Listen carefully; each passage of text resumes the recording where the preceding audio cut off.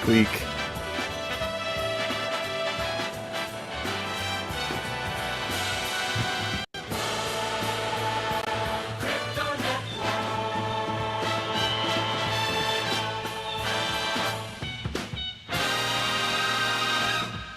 The Bitcoin Group, the American original. For over the last 10 years, the sharpest Satoshis, the best Bitcoins, the hardest cryptocurrency talk.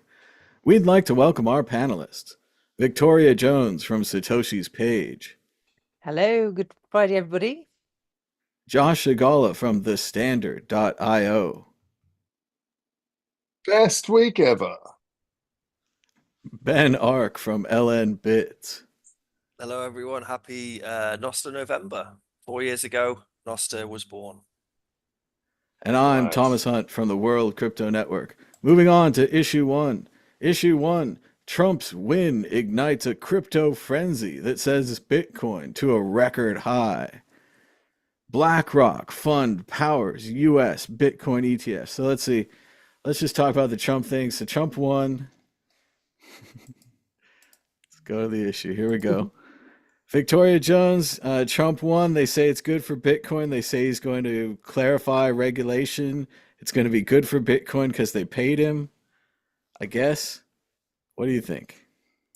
Yeah, well, I mean, I think I've mentioned a few times on this show that Bitcoin is designed to disrupt politics. So, everyone getting excited about what Trump is or isn't going to do seems like a huge fallacy to me. I mean, really, what matters at the end of the day is how many people adopt the technology, because once that happens, it's game over for the politicians. But what worries me so much is that people on both sides of the political spectrum are still so engaged and wedded to the process as it already exists. I mean, it's actually the process that's the problem.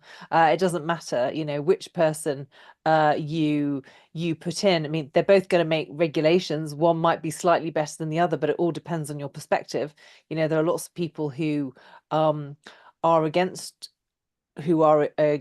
crypto, who will see that what Donald Trump is doing is a bad thing.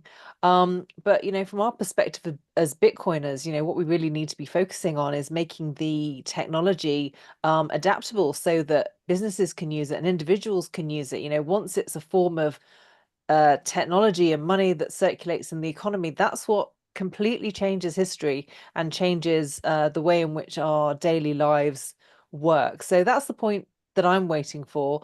I don't trust politicians, regardless of what they seem to be doing or they don't doing. More often than not, they'll promise you the world before they're elected, and then once they're elected, it's a completely different story. So yeah, I mean, I'm not part of the political circus at all. I'm in Bitcoin because I want a technology that disrupts all of it, because I think the entire system as it exists is bad for everybody. So yeah, I'm not particularly impressed by what Donald Trump says he is or isn't going to do regarding crypto. I'm just more interested in, how the technology is developing and how we can get it out to as many people as possible as soon as possible, because I think that's what will really make a difference. And if we do go back to what he has said about Bitcoin, what he's claimed he's going to do, he's said some pretty radical un-Bitcoin things. Things like all Bitcoin should be mined inside of the US.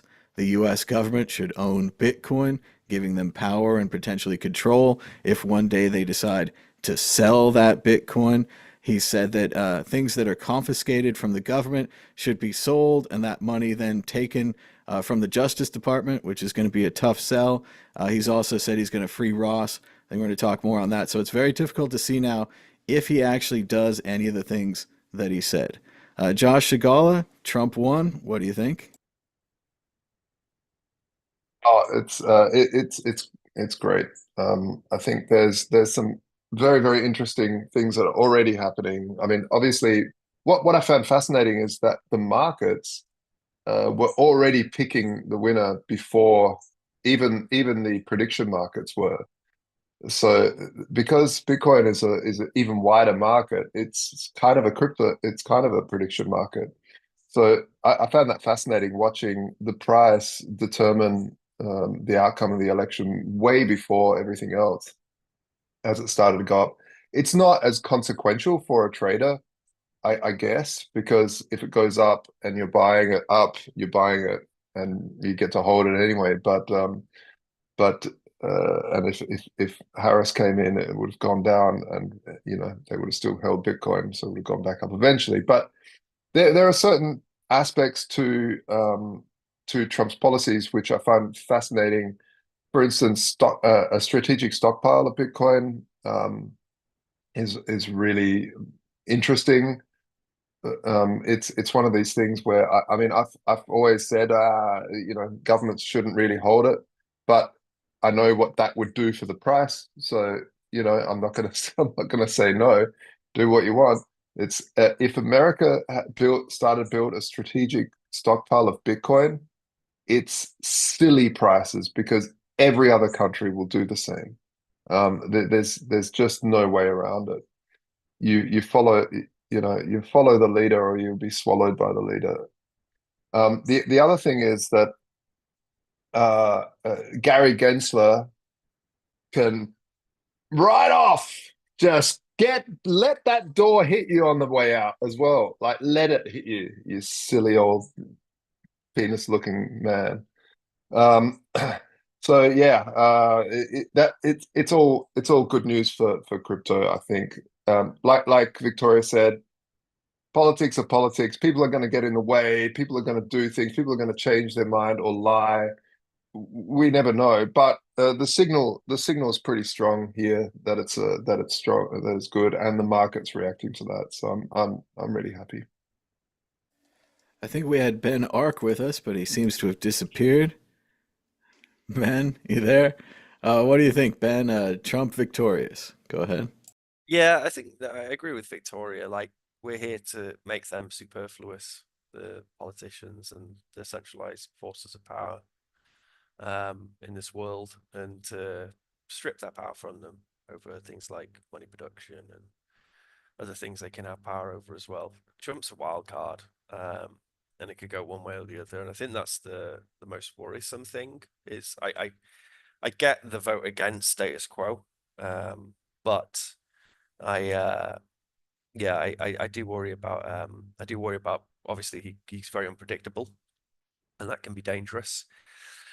So when it comes to the Bitcoin price, I think there's a lot of Bitcoiners. I think there's a people.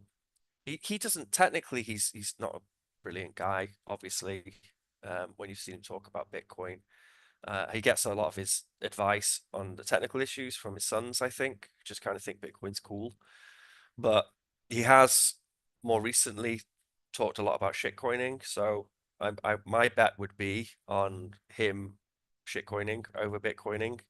Probably there is a likelihood that the US will make a strategic stockpile of Bitcoin, and that will be good for the Bitcoin price, I guess. But yeah, I'm not pinning my hopes on him helping Bitcoin in any way.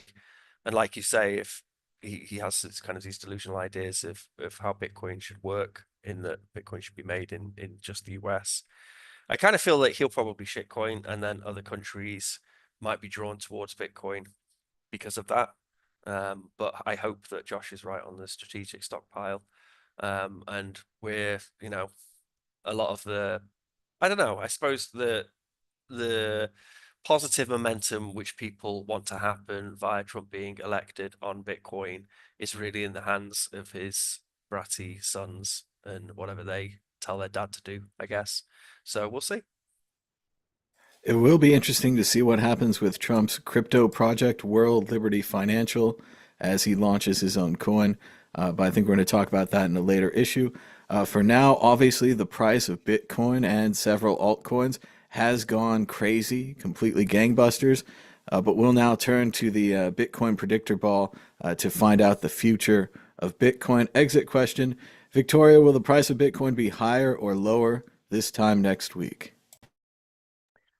Well, Bitcoin traditionally does very well at this time of year, and obviously there's a lot of momentum for the price at the moment. Sometimes when it gets overextended, it's time for a pullback, but maybe the momentum could continue for another week, so I'll say higher. Josh Shigala, higher or lower? Yeah, much higher. It's going to keep going. this week. Might have a retrace. Maybe there's a retrace, but like the average is going to be Got to higher. choose one or the other, higher or lower, All Josh. right, all right. We've gone up. I would say it's gonna build a floor. So it's gonna sit around this price for the next week, and then from then on, it's up. Push, the worst of all possible choices. Ben Ark, I know. higher or lower? Offensive. Higher. Yeah, higher. Yeah, All right, I'm well, up with that's the Ben. ball. The ball would never push. It would never say one thing and not the other. Will the price of Bitcoin be higher this time next week? Ask again later. Ask again later. The ball has pushed. Moving on to issue 2. It's very related to issue 1. BlackRock fund powers U.S. Bitcoin ETFs to a record daily inflow. A net $1.3 billion was poured into the group of 12 ETFs. The pro-crypto Trump election took Bitcoin to a record high. Let's go to Josh Shigala. What do you think about the ETFs and the regulated or already regulated Bitcoin industry and how they're benefiting, even though Trump's not in office for another 70 days or so? Yeah, I think it's really, really important in these bull markets, as we've gone past this halvening, because the main place where ETFs would be getting Bitcoin is directly from miners. And it's very, very important that the industry, not the regulators, because the regulators are stupid, that the industry keeps an eye on these ETFs to make sure they're not going into fractional reserve, because it's going to get trickier and trickier and trickier to find fresh Bitcoin or Bitcoin at all. Enough of it to satiate the demand that these ETFs are capable of exploring. So yeah, we as a community, just like in the past, have been very, very vocal if a mining pool has gone close to 51 and started screaming. I mean that we don't generally do that much anymore. There are niche groups that do, but we as a community need to figure out these wallets, these addresses. I'm sure someone already has, and watch them closely, and make sure that they're not below fractional, because yeah, or it's frightening if they do. Well, this is a big moment for the potential rehypothecation of Bitcoin, right, Josh? You can never know when the price of Bitcoin is going to go up. Sure, many thought the election could go this way, but it could have went that way as well. The price could have changed even if it did go this way. But to see it happen, and if you were sitting there thinking you're Coinbase or iBit, and you're like, well, we're holding 90%, we're holding 95%, we'll be fine. And to see it go up 20%, could be a huge problem if they have to go out and buy those Bitcoin on the open market. If the act of them buying those Bitcoin then drives up the price further, they could never get back to whole, and they could Yeah, have an ongoing hole in their books that they could never fill, right? yeah, and they probably are, you know, they'll manipulate their way and turn regulators for them. So they'll then say, no, it's fine to be in fractional reserve. It's actually legal for us, just us. And yeah, this is where it gets scary. And fractional reserve actually isn't isn't the worst thing in that moment, because no one even knows. Where it goes wrong is if the price sours and people start to run, and there's a run on the banks or the run on the ETF. So that's when everything hits fan and people lose their shirts. This is also one of the reasons that many people choose to just hodl their Bitcoin. You Yeah, never know when this 20% day comes at you and you're surfing along and you're selling this and buying that and going there. All of a sudden it happens. If you're out of the market on that 1 or 2 days, you miss the entire up pretty much, right? yeah, yeah. And this hodl. Yeah.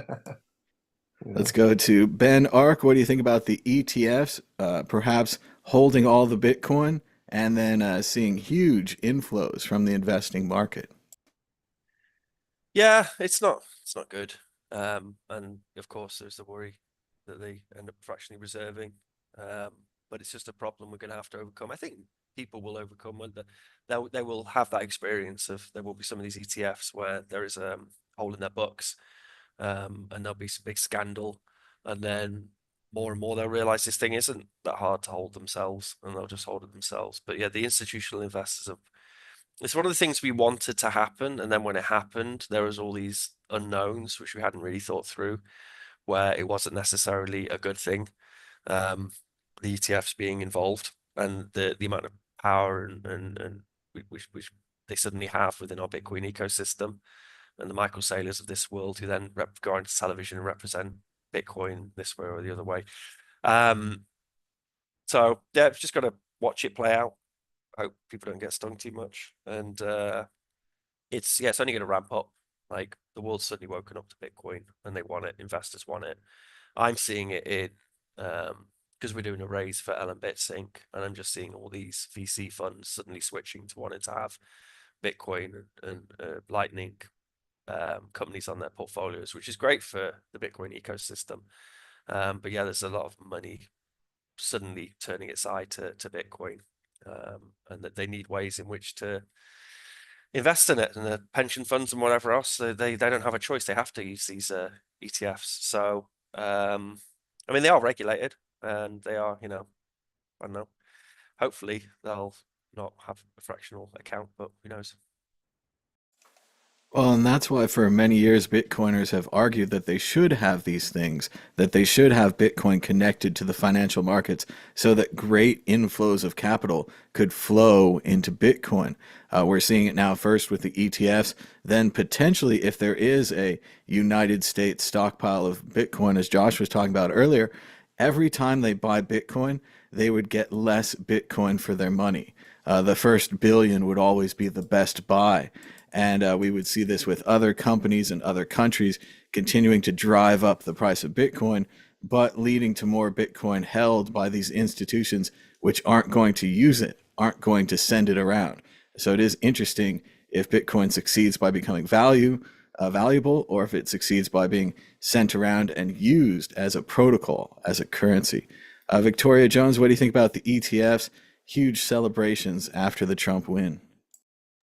Yeah, well, I mean, I've always had my issues with the ETFs. I mean, ultimately, you're talking about two different rule sets. You've got the rule sets that are programmed into the software, and you have the rule sets that are programmed into the legislation. And ultimately, the two rule sets are incompatible. It doesn't matter how much you regulate it. At some point, they're going to come into conflict, and something disastrous is going to happen.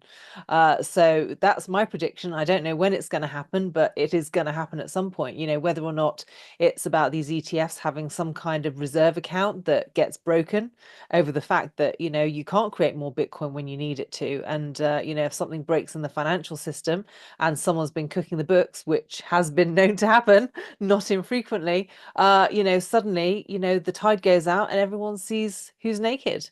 And at that point, although the people who've managed to hold onto their Bitcoin personally will have made the better decision, it's going to affect the price of Bitcoin for everybody, because that will have a massive impact on the price temporarily. But after that, I think once the system is broken, if by then we've got it circulating in the economy, we've got a foundation on which society can rebuild itself. But I don't think it's going to be a comfortable transition. So that's what I see happening with the dynamics and the way in which the stage is being set. Watch out. I think Bitcoin is a great thing, but the way in which it's being set up, and I think the introduction of the ETFs has definitely created a greater potential for chaos, which does worry me. Yes, it's more money, larger bets, more excitement, more potential for the price to go up, but also more potential for the price to go down.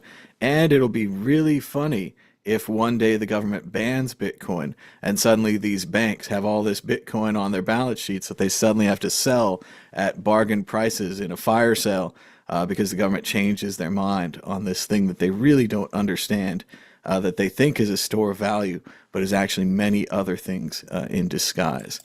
Let's keep moving to issue 3, kind of back to the first topic though. There's some opinion pieces over at Bitcoin Magazine we'd like to talk about. One by Shinobi says Trump is not Bitcoin's savior. Shinobi claims that Trump is not going to be a good thing for Bitcoin, that he will continue the same malicious path of regulation that has been followed under Biden. There's also another opinion piece from Aaron Van Weerdem that says Trump's Trump coin is about as revolutionary as OneCoin, describing how the new Trump World Liberty Financial coin is not so much a coin as an IOU that someday in the future you will be given a coin. As it is an IOU, you currently cannot send around the Trump coin and you cannot buy and sell the Trump coin. So it's very interesting.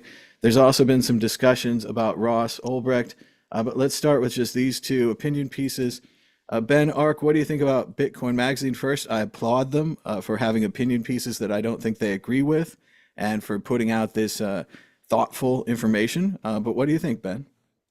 Yeah, I think they've done that for many years actually. Bitcoin Magazine, that they've always allowed space for opinion pieces which they might not agree with. I mean, I myself have been published in a couple of articles on Bitcoin Magazine, and I know it's very much the bipolar opposite of what the of what the management would agree with, but they have published it, so that's great. Aaron's a great dude, and well done for him stepping up and writing about it. It is like OneCoin; it's a shitcoin grab. Trump's like number one motivating factor is increasing his own stack for him and his family. It always has been, or maybe even just for himself, to be honest. And if you look at any of the operations he's done, there's always been this like sideline hustle for him to a way to try and capture some value. So I do think he's going to shitcoin pretty hard. And it is equivalent to OneCoin. The technology stack's not there. Hopefully, the inner workings of the US government will prevent him from launching this thing as a possible solution for medium of exchange in the US, like some sort of regulated and allowed medium of exchange. But who knows? US could just become like the biggest shitcoin cesspit known by him pushing Trump coin. But yeah, well done, Aaron. Always enjoy his articles. And I think it's a wild card. We don't know. Like, either he'll ditch it and he'll get some actual expert advice, and they'll say, yeah, just this thing's not going to go well. Like, look at all these previous examples we've got in history, or he'll persevere with it and continue with it. But let's hope he doesn't do that. Again, a lot of it probably just rests on the technical advice he gets from his sons, and then hopefully now the inner workings of government, that they'll have some say on his decision making in that area. Well, given the current system, and it's impossible to say if that will stay or not if Project 2025 is implemented, it seems like the government would likely allow Trump and specifically his sons to go forward with World Liberty Financial Coin. And the problem would come afterwards when you have the losses. If people lost lots of money and there are lawsuits, that's when I think they would face accountability. But they would probably allow them to do it, and this permissiveness would be further spread by the idea that these are the president's sons. This is the president's son's business. I mean, I guess it's it's like inevitable that we'll hit a point where some president or prime minister or king or queen will shitcoin hard. I know it's his sons, but ultimately it's him. We've just kind of hit that point where our little ecosystem, we've just got more and more kind of like influential people who've shitcoined, and now we've got to the point where political leaders are going to start shitcoining hard. Well, technically, and I'm sure legally, and I'm sure that's the point, he's just an advisor on the project. It may sound like Trump coin, but he's a listed advisor. His sons are advisors, so on and so forth. There's clearly a legal protection. He's also sold NFTs. He's sold golden sneakers. I mean, He's sold magical $100,000 watches. yeah, Go ahead, Ben. a good. I mean, it's nice that you're wearing one of his watches. A good a good symptom of this it would be possibly that he loses some of his fan base because they get rug pulled or they get screwed by the crappy technology, who buy into it because the diehard Trump supporters will buy into it. So yeah, that might be a silver lining to Trump coin. I do think you're going to see a lot of angry tech messages, tech support. I can't buy, I can't sell, I'm locked out of my account, and so forth. But I don't know if that will even bring them over. We'll have to see. Victoria Jones, what do you think about the Trump articles presented by Bitcoin Magazine and the potential for World Liberty Financial, aka Trump coin? Yeah, I predict Trump coin's destined to become the new Confederate dollar. And we all know how that turned out. Um, yeah, I mean, apparently 65% of the coin is already reserved for developers and people of interest. I mean, you only need basic education in economics to know you know, it's nothing like Bitcoin, and anyone who's persuaded otherwise clearly needs some education. So yeah, I'm not terribly impressed that they even think that they can pull it off really. But people are going to try. Since 2017, how long has it been now? 7 years. Um, and people are still pulling that game, even though that didn't end particularly well. So I guess, until everyone's been through that cycle, and no one's fooled by it anymore, it's going to be a similar story over and over again. And the World Crypto Network will be here to remind everybody of that fact and warn them what they're getting into. It does say, in addition to the 65% pre-mine, that they've also had a very disappointing sell so far. They only have a $14 million market cap coin, similar to projects that Aaron lists, like Pika Boss or Boba Opa. I'd never heard of them either. So they did have a disappointing sell. But similar to the Trump NFT project, this project is not necessarily marketed at crypto people, certainly not marketed at people who watch this channel. And the NFTs, the sneakers, the watches, pretty much everything he sold recently has done very well in the initial sells, if sales is your only barometer for quality. Josh Shigala, what do you think about the Bitcoin Magazine putting out some interesting articles and the possibility of World Liberty Financial? Yeah, I've always really enjoyed Aaron's articles. He's a good friend as well, obviously. But he, and I think he brings up a really important point is that these sorts of projects, if then like anybody that puts their name and a lot of people that are influential suffer from this problem.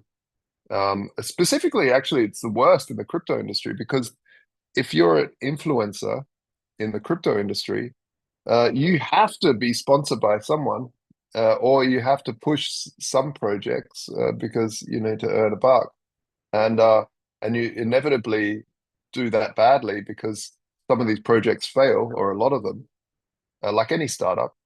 Um, and this is a technology. It's not looking good with this. I mean, this is the pinnacle of that concept of a high-profile person endorsing some project or aligning themselves very closely with it, whether it's his family and then ultimately Trump himself. Sorry, dog's going crazy. Yeah,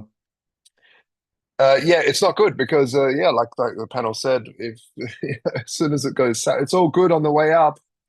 People don't care about not being able to transfer, but on the way down, that's when it really starts to struggle. So I don't like it. It's not good. It's not good to do. But it is what it is. It's a technology. The technology's out of the bag. People are going to make things. People are going to break things. People are going to scam people. Um, who knows? I think it's too early to call. Let's see what happens. We see with the Bitcoin adoption that people are getting wiser, aren't they, to the world of poo coins. So yeah, I was always quite skeptical of that stance of people will get burnt and they'll learn not to touch the flame again. But we've seen it, we've seen it on this show. We've seen the general populace become more astute and more aware of the next scam which is coming along, and maybe that's why it's got such a low coin market cap. I think Trump might be working on his next indictment, which is being complicit in wash trading some shitcoin as a president. So we'll look forward to him being, I don't know, indicted on that when he finally leaves being Well, president. and I think that blends well into the exit question, Ben. Trump sold other things like sneakers or NFTs. These are mostly deliverables after you receive the item, the transaction is over. Creating an exchange, creating his own coin, this might be a larger thing to take on. The exit question is, if Trump could have seen the future and known that he was going to win, do you think he would have created World Liberty Financial Coin? Josh seems to be bouncing up and down. Let's go to Victoria Jones. Do you think he would have done it anyway? Oh, absolutely. Just for the money. No concerns on the potential legal ramifications. Yeah, absolutely. I don't, given everything else that he's dealing with, I think it's just a blip on the radar, isn't it, really? It One is more just thing to another. add. It is just another business. He signs his name, does a couple videos, goes back to whatever he's doing. It's not a. Obviously, he doesn't have to do the technical parts. Ben Ark, do you think he would have done it if he knew he was going to win? Would he have created World Liberty Financial? Yeah, he'd probably have pushed it more. I completely agree with Victoria. I don't think he would have crossed his mind not to do it, worrying about some, PR issues with it. I'm sure he would have done it and pushed it even more, knowing that he's going to become president. I tell you what, still sideline. I tell you what, I did watch this week, which was fantastic, was the Apprentice, the film about Trump and his relationship with that Cohen lawyer. That was really great. If anyone hasn't seen that, you should totally go pirate it and watch it. It's really interesting because yeah, a lot of his kind of ethos, I think, came from that lawyer he had early on. But side topic, just while we're talking about Trump, I just thought it was a great film. Yeah, I'm really interested to watch it. I'm disappointed it didn't come out sooner. I don't know that anything could have changed it, but it's Yeah, a real but I it's was the supposed to be a same. really psychological takedown of like how his character was built because he meets, in case you guys didn't know in the history, and this isn't negative or positive, it's history. He meets Roy Cohen, who was McCarthy's number two man on the McCarthy hearings, and he's an attorney, and he's a very strong, bold attorney. He says, lie, lie, lie, deny, deny, deny, that kind of thing. And it's kind of how his character is built. And I don't know that it would have mattered if people could have seen his character, but I'm interested to see the That's film. exactly what I thought when I watched it. I thought I wish this had come out a month earlier because that connection with him, because Roy Cohen, I mean, I don't want to sideline too much, but Roy Cohen, he was like the precursor to Epstein. Ultimately, he was the one who was like he was blackmailing all these political leaders, all these like photos which he gathered with them sleeping with underage people and stuff, which he was making happen. So he's a very dodgy guy in the 70s, 80s in New York, and Trump was very well connected with him. And yeah, it's a real good sort of psychological breakdown of how Trump was that relationship that he was the apprentice of Roy Cohen. And when I watched it, I thought the exact same thing. I thought, I wish this had come out a month earlier because it's a real eye opener. Actually, there was part of it which made me sympathize a little bit with Trump earlier on in the film. So it's not even biased or anything. It's good stuff. Anyway, sorry. All right, let's get back to topic. Josh, if Trump had known he was going to become president, do you think he would have launched World Liberty Financial anyway? And again, we're talking before the potential scandals. Like we're just kind of assuming it's going to lead to that. Go ahead, Josh. I mean, I don't want to be media bias here. Like he didn't launch anything. He trusts his sons, and he's like, "Oh, son, yes, you're very," and he has full faith in his sons that and he's not technical, like Ben said, so he would have just said, "Oh, well, they're building something good. I'm going to endorse it." And then he's gone out and said, "Yep, this is great, whatever." So, just to outline that part. But yeah, I mean, if he didn't become president, he would have done this as well. I think his sons would have said, "Hey, Dad, he's the most famous person in the world." So I don't like. Why wouldn't you use that to launch products or services or things that or by people you believe in? The only thing And the I'd worry sons have about got. is his previous projects, like I said, are more direct. If you buy a Trump stake, you get a stake. If you buy a Trump NFT, you get an NFT. This is just a much more complex project. If we really want to say he's kind of launching a crypto exchange, he's kind of launching a currency or a security or a commodity or whatever we're going to properly label that thing. It just seems like a bigger take. I would give me some pause, but that's just me. Yeah, I And mean, to be what I fair, like about it is, sorry. sorry, Victoria, go Sorry, ahead. go ahead, Victoria.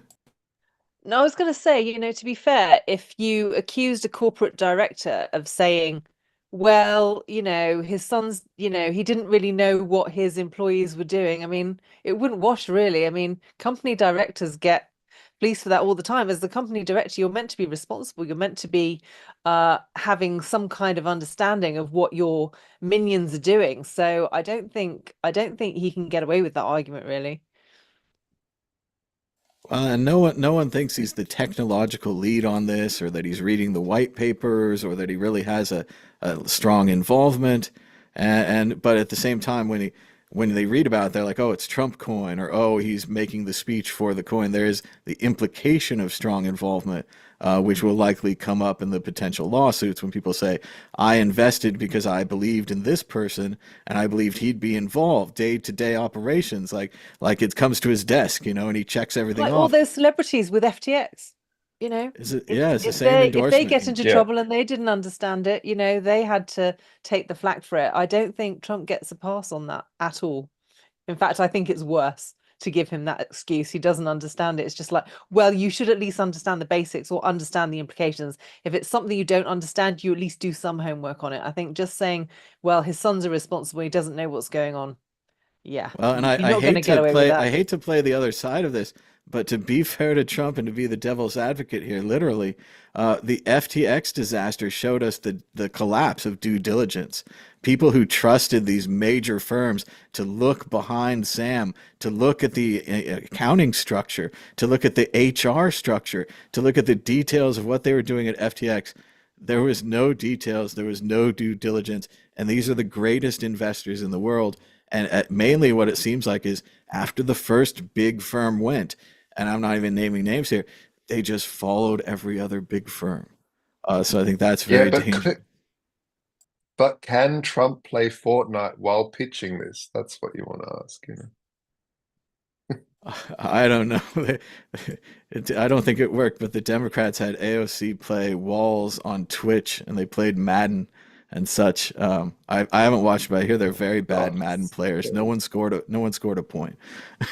But so lame. it is So it is lame. exciting all the things people are doing to do the new marketing to the younger generation, the different podcasts and stuff. There's also a line of thought that's going through where one of the big things that Trump did is he did go on every, not even just right wing, but just kind of YouTube podcasts. He went on the Yeah. those guys that have the seltzer. He went on Joe Rogan. He went anywhere that would take him. And Maybe to that was a good strategy. Go ahead, Ben. to Josh's point as well, like I hate the fact that you're right, Josh, about the prediction market stuff.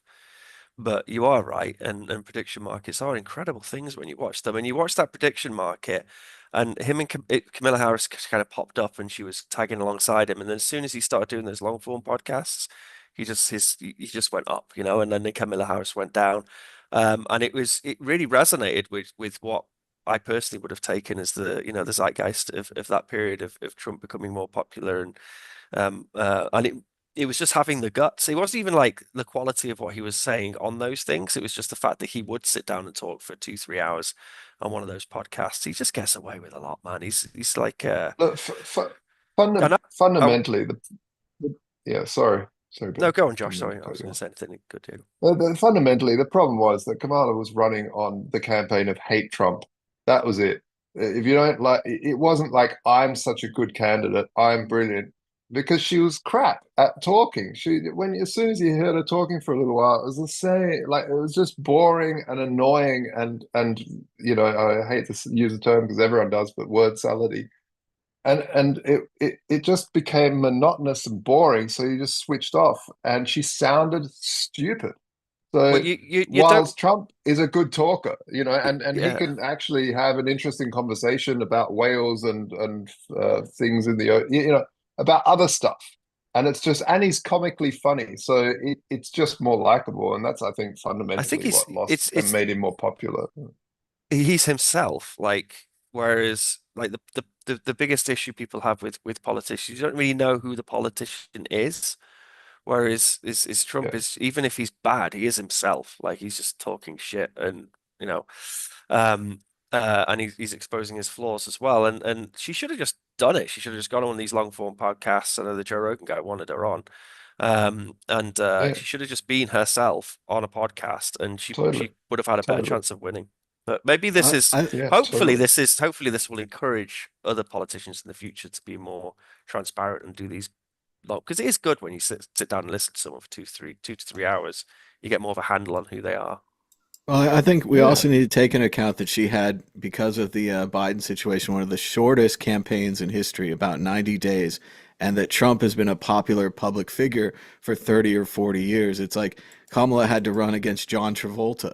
And it's like everyone knows John Travolta. You know, he's in Grease, he's in Saturday Night Fever. Like, she's an attorney, he's a nationally known movie star.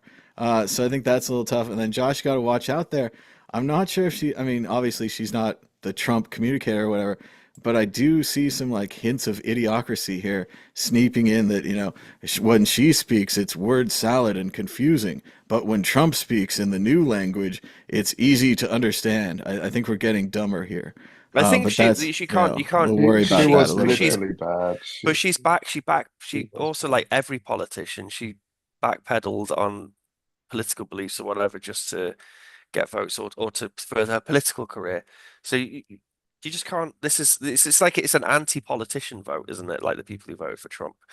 And Yeah, Well, and that's I what it think that's was. also an anti-intellectual vote, an anti-science vote. It starts to get a little unclear what we're really after. I do agree, Ben. She did kind of weasel on some of her positions when she was a district attorney coming up. She prosecuted many marijuana cases when she was running for president. Suddenly, she wants to legalize marijuana. So there were some cases like that that I would give you. Go ahead, Josh. You had more on this? Yeah, I mean, it's just the whole thing is he's he's obviously like the amount of, for me, the amount of lies that the media spread constantly, and the hyperbole about him being the next Hitler fascist stuff, all this stuff is just so over the top, and people just got sick of hearing it, and they got sick of being told that they're Hitlerian or that they're fascistic for doing so. I mean, and misogynist. Oh, he's such a misogynist. First thing he does is, put a woman as the chief of staff. Oh, what a misogynist! Like it just all of it. It's just such hyperbole. And I mean, time will tell. Let's see. Let's see. It's 4 years. It's just started. I'm hopeful. I try to be optimistic about these things. Even if Kamala got in, I'd be like, oh, hopeful. But I'm glad. Like already, Hamas is saying we want to stop the war. Already things are happening. He's not even president yet, so it's good. Well, Let's see. I wish I could say, Josh, that he was not Hitler.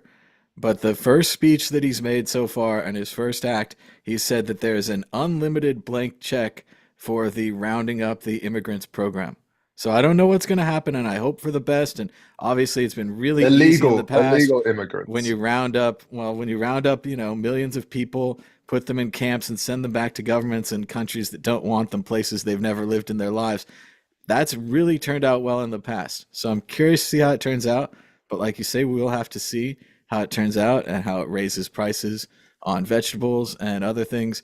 And if something rises up to pick those fruits and so on and so forth, we'll have to see how that goes. But let's go on to the next issue, which is unfortunately also related to this.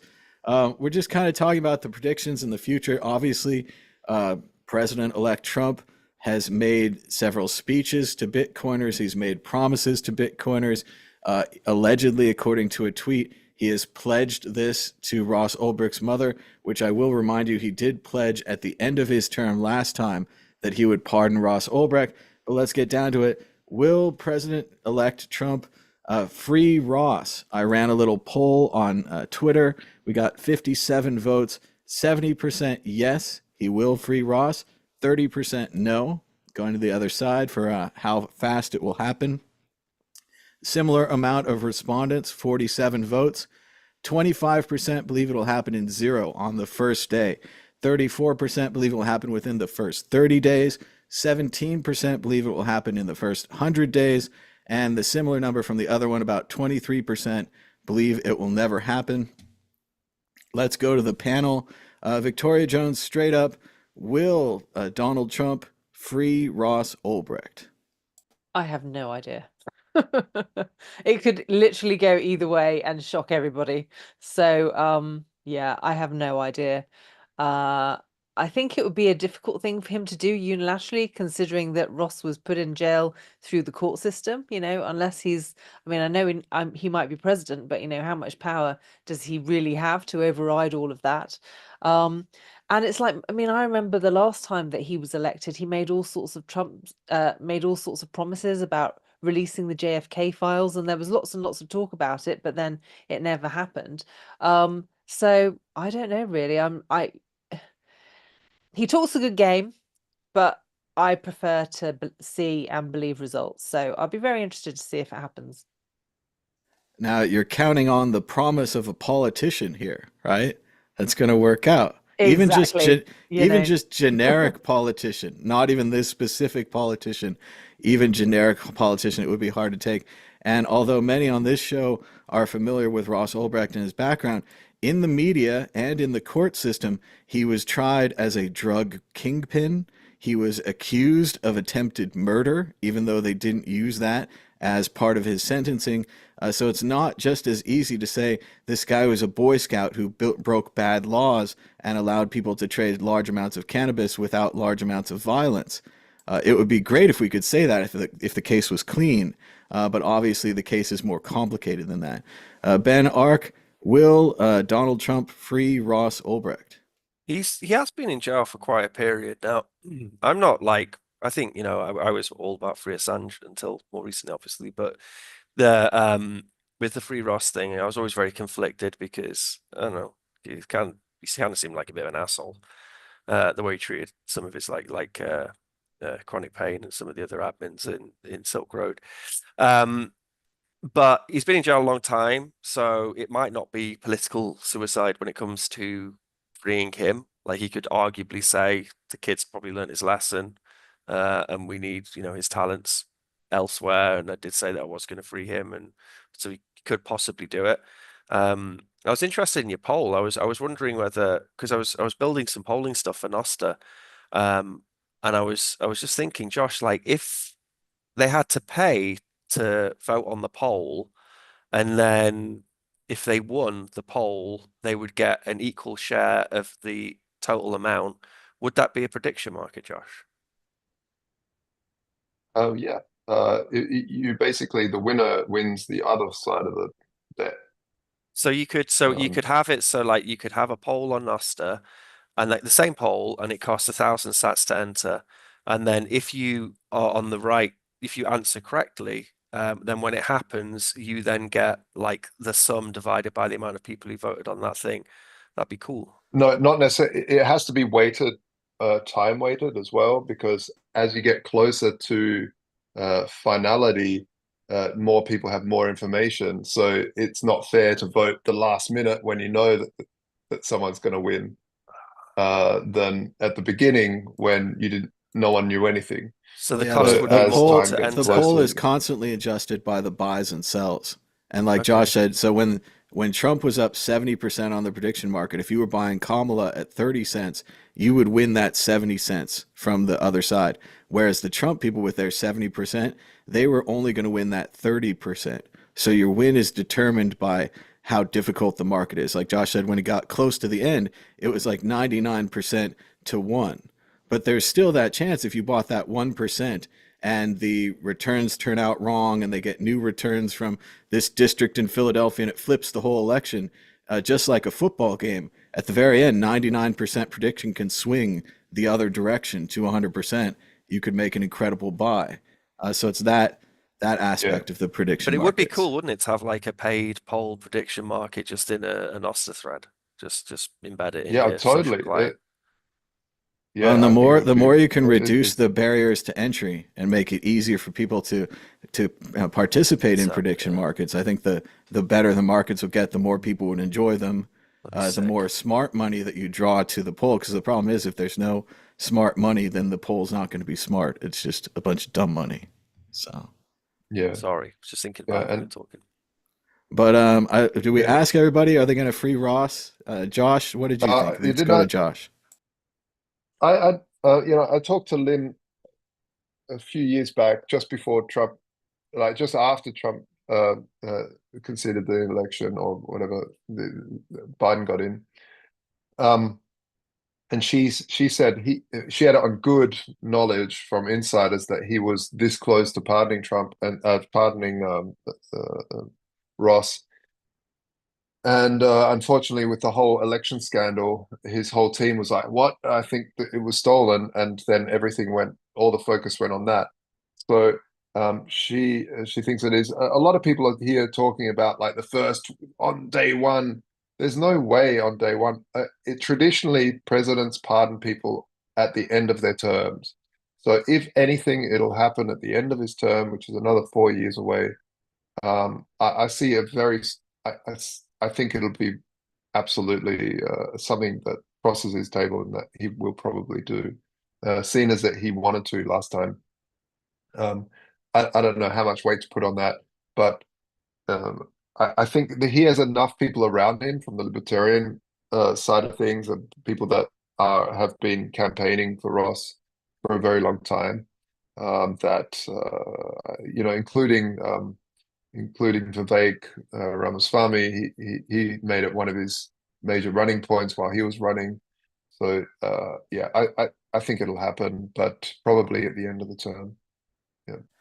I definitely agree, Josh. Pardons usually come at the end of the term, and I think that's an important thing to note here. Previously, boy, I would have liked it if he pardoned Ross Ulbricht last time. I do agree, Josh. I think he got very close. And consider it's the kind of thing when you're at the end of your term, you don't know what's going to happen next. It doesn't really matter. They usually pardon a lot of their aides and their friends. A lot of people are believing that President Biden might pardon his son. I don't know. That might happen. But with this one, he's promised so much. He's promised that he will pardon him. He's taken money from the cryptocurrency people. He's met with the bros and everything. He had the hamburger at PubKey. I really do believe there's an expectation that this pardon will come maybe in the first 30 days, maybe in the first 100 days. I think people would be pretty disappointed if they don't see it within the first 100 days. I do disagree with Ben, though. I still think it is a very difficult pardon to explain publicly. You have this guy that ran a drug market. Your brand is very law and order, very, strong hand, kind of thing. He's not exactly legalizing marijuana or anything else. So it is a very difficult pardon that could have a lot of stories and a lot of people like, why is he pardoning this, to the outside, a drug lord? Go ahead, Ben. What they tend to do if it's that kind of decision or whatever, or some promise he's made, is he'll just mix it in with a bunch of other stuff. So there'll be some and they'll do Zelensky, it on a Friday Ukrainian things, and then they'll just slip it in there. Oh yeah, free Ross, and we'll like, woo. Yeah. Well, we'll have to see, and we'll definitely we'll keep following this issue here. And for what it's worth, we're going to keep advocating that Ross should be freed. I also agree with what Josh said. He's been in there a while. Like, we've punished this guy enough. Yes, he was the first, and they wanted to set an example of him and all that. But I don't know that example's worked. I don't think a lot of people are like, I'm not going to make $1 million drug market because they caught this one guy. I think a lot of people in other countries and other situations would gladly do that. But let's keep moving. Move on to the next issue. Check out World Crypto Network. We've got 4,059 videos and more. You can check them out at worldcryptonetwork.com, which apparently has a certificate issue that I'll try to get fixed this weekend. I think I need to go somewhere and renew our certificate. So apologies about that. But check out worldcryptonetwork.com or on YouTube or Twitter or any of those places. Issue 4, Hunt for Bitcoin's elusive creator Satoshi Nakamoto hits another dead end. The BBC is disappointed with the new Satoshi Nakamoto, who is charging, I think it was $50 to go to his press conference, $100 to ask questions. If you spent $500, you could meet with him personally. There were very few people in the room with the BBC reporter, and none of them seemed impressed with the new Satoshi, allegedly named Stephen Malla, and allegedly claiming to be the creator of Bitcoin. Josh Shigala, we talk all the time about Satoshi. Does it matter anymore? Is it important? The media, obviously, the major HBO documentary accusing our friend Peter Todd of being Satoshi, everyone seems to have laughed off and doesn't seem serious about, except for, unfortunately, the crazy people bothering our friend. But still he might own, or not he, but Satoshi might own 1 billion Bitcoins or 1 million Bitcoins, whatever it is. Josh, what do you think? The search for Satoshi continues? I understand the fascination, but at the same time, just whatever. Like, how many important topics are there in this, and how cool is the technology? And what is the obsession? Well, I just the fact I don't know. It takes me about 30 milliseconds, and I'm not saying this for any sort of racial profiling or anything like that, but just if I read through what this guy wanted and read through his text, you just know he's not Satoshi really quickly. Like, it's a grift, and it's a grift because other people have managed to make money by saying that they're Satoshi. So of course other people are going to. And so if anybody says they're Satoshi, you first of all just write it off. No, unless someone signs the key with their name, with a message, I mean, like, oh, I'm taking notice now. Everything else is nonsense. While it is nice to see the media react negatively to him afterwards, I agree with Josh. I think they should have reacted negatively first. They said, "Oh, you're Yeah, Satoshi. Send us the result of this signature. We'll check it on our computer." They don't need to go to a meeting. They don't need to, because I heard no, about this that someone was saying, "Oh, there's a meeting. There's going to be a new Satoshi." I was like, "You just yeah. book a meeting now, send out a press release, claim you're Satoshi, and someone listens to It's you?" wild. Like, I mean, I could claim I'm Albert Einstein. Like, I have just as much proof as this guy does that he's Satoshi that I'm Einstein. And Einstein's been dead for Yeah. 70 years or whatever. I have no idea. It's just very hard to Uh, say why they're giving this initial credence, which then could, like Josh is saying, create these potential cults of personality. Maybe not this guy, but yeah. somebody else, if he's really good at it and he's all set up for this, could run another potential fake Satoshi on everyone. Let's go to Ben Ark. What do you think about Stephen Malla? Maybe he's your Satoshi. Think it's him, man. Like, my mind was blown. No, it's fun. It's fun. I mean, the BBC they got to make up for the fact that they gave Craig Wright such a platform when he said that he was Satoshi, because they were the ones that he was. He went on air on the BBC. But it's funny with this Moller guy. He's like, "Oh yeah, I'm going to move the first Bitcoins," which is technically impossible. Like, that's provably technically impossible. You can't move them. They're not part of Satoshi's stash, so it's not even possible to do such a thing. So, but he's yeah, like Josh said, he's a grifter, kind of a bit of fun on the side. BBC gets us, they get to be a little bit more skeptical, which they weren't skeptical enough when it came to Craig Wright.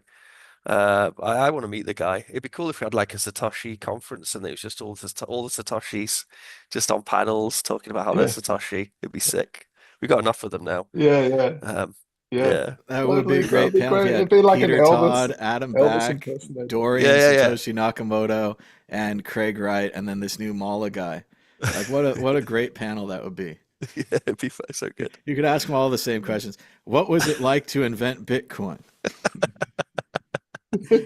All have different answers. Let's go to Victoria Jones. What do you think about the BBC? They open the book on this new Satoshi and then they close the book right away. It almost seems unfair.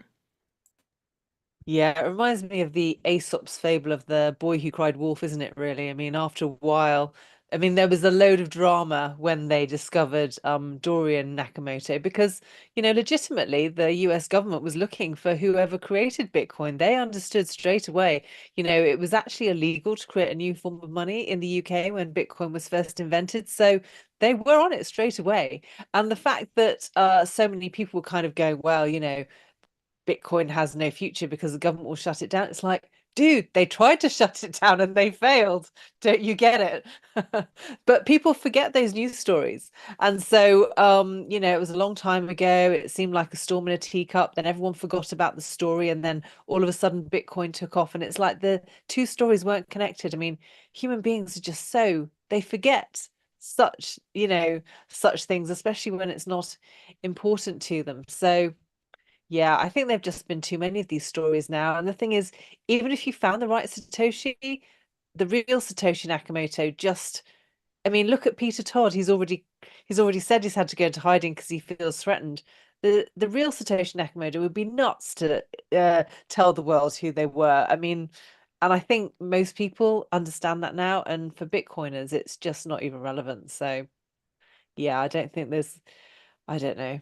I'm sure the news loves to find, news stories. I'm sure it'll be a continuous drama, but I think a lot of people are getting a bit tired of it now. They're kind of moved on. They understand the situation and how it's not relevant. And so, yeah, whatevs. I think we just need No, to have it's some it, new it new standards. They need to present actual cryptographic proof, like Josh is saying. Sign the block, move the key, move the coins, whatever it is. Actual on-chain proof. Then you can have a meeting. But they wouldn't do Josh, it. Yeah, yeah. the real one wouldn't do it. well, or they'll do it in a No, private no. ceremony with a special laptop to fool Gavin, but not to fool anyone else. It's that magic trick. You can never replicate it. Go ahead, Josh. I Yeah, cut you yeah. off. Oh no, I just wanted to say that Victoria's spot on. Like you don't want to be exposed. And I wonder if, there's defamation laws, right? You can sue someone for defaming your character, but I wonder if you can sue someone for like falsely calling you out and putting you in danger, um, even though they're doing it for like a good thing. Like, hey, Peter Todd is Satoshi. Actually, now Peter Todd's in danger that people will, want to kidnap him or whatever else. And it's true. Like, there's been a bunch of kidnappings, especially of high profile, very wealthy Bitcoiners, and it's not good. It's not a good thing to be like, hey, I'm the richest guy in the world. It's just, the I amount think of it's very detailing much that, about the intent of the person making the claim. I'm sure the documentary people can probably say, we're exploring ideas and our ideas led us to this, so we made that claim. Other people have put out newspaper advertisements attacking people and saying they're guilty of crimes. That's been a different kind of claim. I think they were taken to court for that one. I don't know that they'll be taken to court for the documentary. You can't defame someone Hmm. for saying they built something amazing. It's like I it's know, but the that's opposite of what I mean. Like, defaming. yeah, that's right. It's like it's the opposite of defame, but you suck for doing that to my life now. Yeah. There's a bit of that as well with the positive stereotypes about races where people they like the positive stereotype, but it's like a good thing. Yeah, I don't know if you could still, even saying that you invented Bitcoin. I mean, it's certainly a good thing in one way, but like Josh said, Peter's in hiding, he's freaking out. It's kind of bad in other ways. So it does have that positive and negative to it. I mean, he's the world's biggest troll in Bitcoin, so I can't help but lack sympathy for the guy. He's getting trolled. It'll all wash over. It'll all wash over. We just need to pull out enough fake Satoshis to shake the scent. So Peter Todd probably organized a smaller guy. He's like paid him some Yeah, money. I'll pay you some money if you pretend you're yeah, Satoshi. Come on. Well, and yeah. it's the worst of Get the all heat off scenarios, me. Ben, because in the Peter Todd situation, one of the things you want to make very clear, if you don't want people to think you're Satoshi, never say you're Satoshi. Even if you're being facetious and it's a joke and you're like, oh, I am just like Satoshi, or I code just like Satoshi, or, we're all Satoshi. Like that kind of joking directly leads to the documentarian making the claim that Peter is I mean, Satoshi. I have legitimately said Peter Todd is Satoshi on this show before that documentary, so I kind of think he's not a bad Satoshi. My favorite would be Dorian because Dorian's a thoroughly lovely bloke. Spent a couple of hours with him once. Lovely man.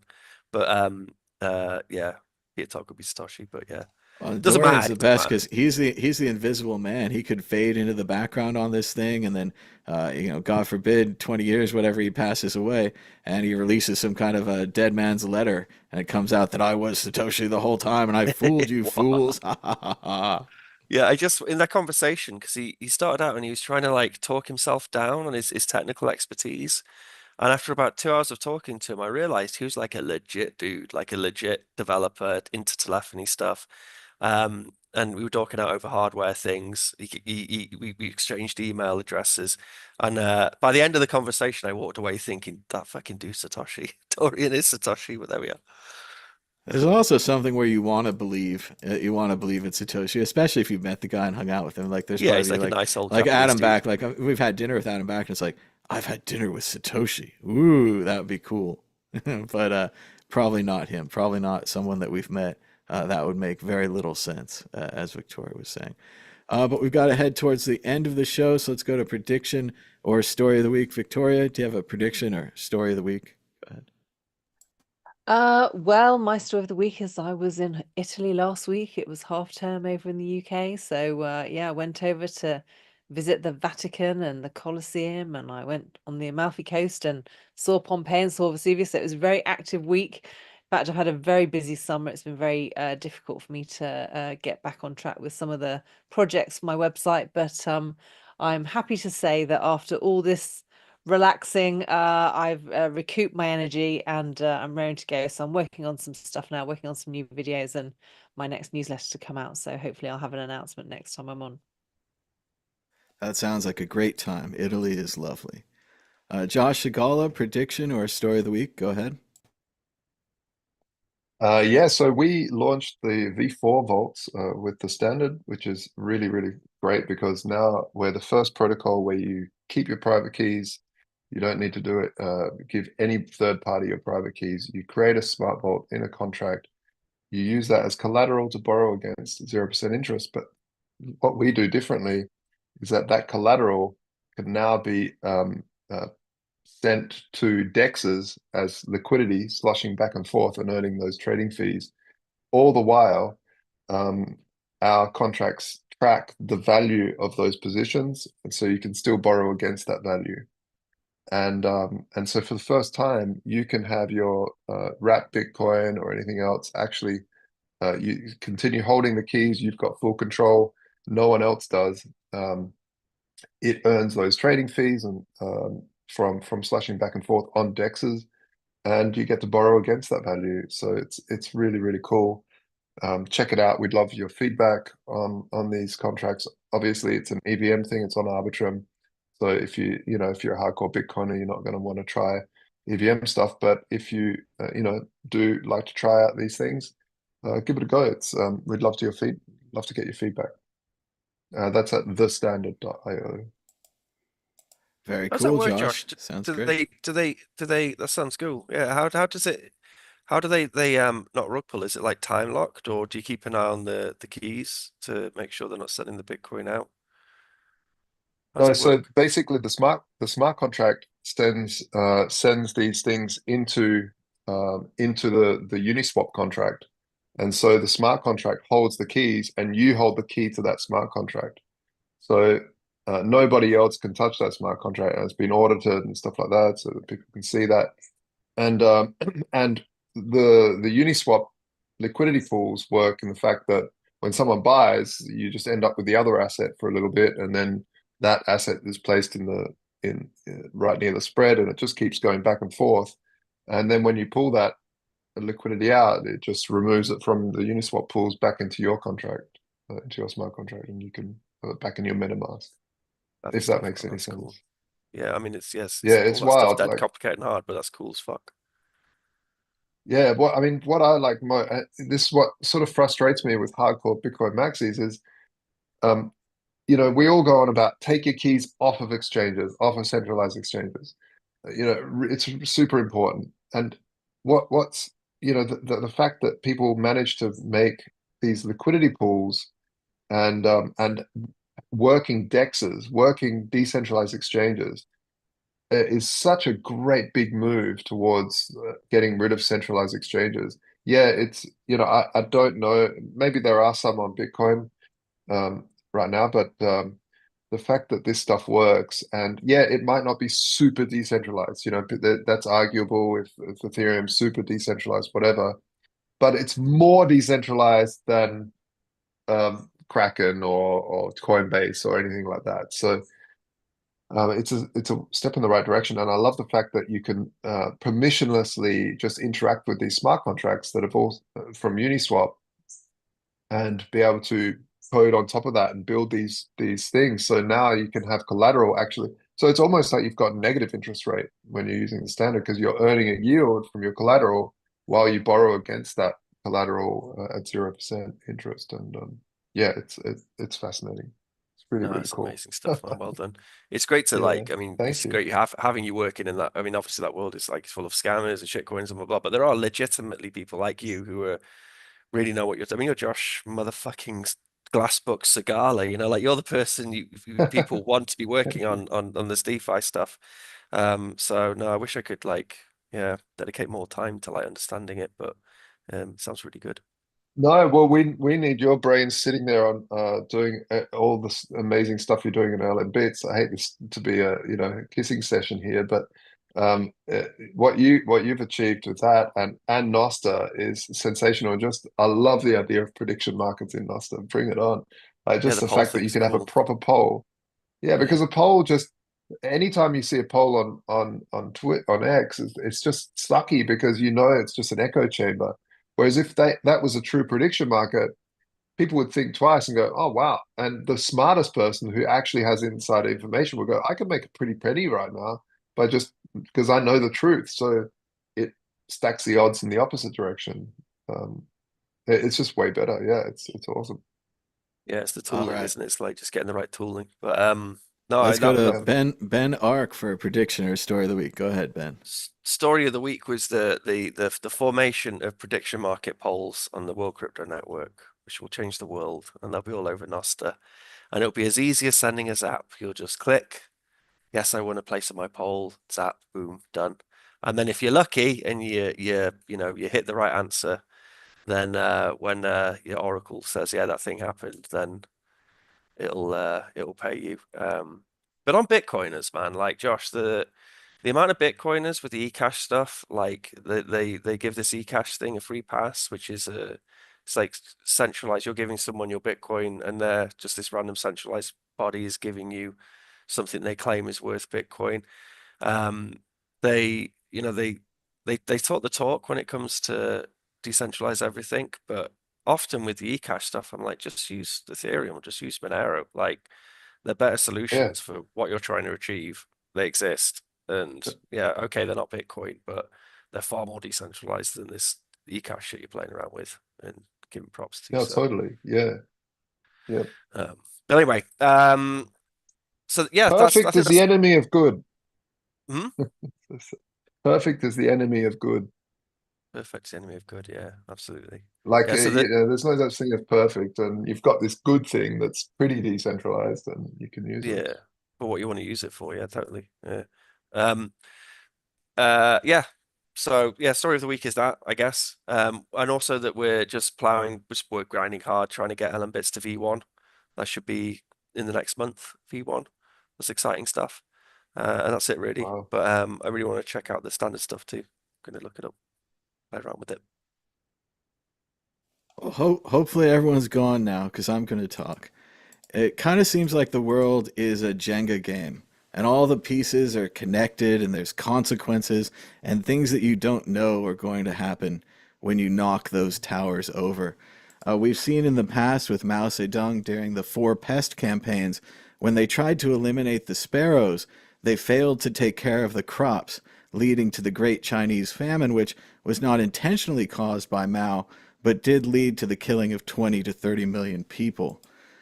We saw during the coronavirus crisis that 1.2 million Americans died, and there are currently 37 million people living in Ukraine, down from a recent high of 44 million, almost a 10% decrease already. Global warming will likely continue. This is Miami Beach, underwater. This is Boston, underwater. This is Venice Beach, California, underwater. And here's the home of the San Francisco 49ers or San Francisco Giants, underwater. So not all bad things. But that will continue. Uh, but finally, a poem to think about the future by the great AC/DC, released in 1981. Stand up and be counted for what you are about to receive. We are the dealers. We'll give you everything you need. Hail, hail to the good times, 'cause rock has got the right of way. We ain't no legend, ain't no cause. We're just living for today. For those about to rock, we salute you. For those about to rock, we salute you. We rock at dawn on the front line like a bolt out of the blue. The sky's alight with a guitar bite. Heads will rock and heads will roll and rock tonight. Thanks to everybody for joining. Be sure to give us a thumbs up and subscribe down below. Until next Oh, time, bye Bye bye. bye. bye bye.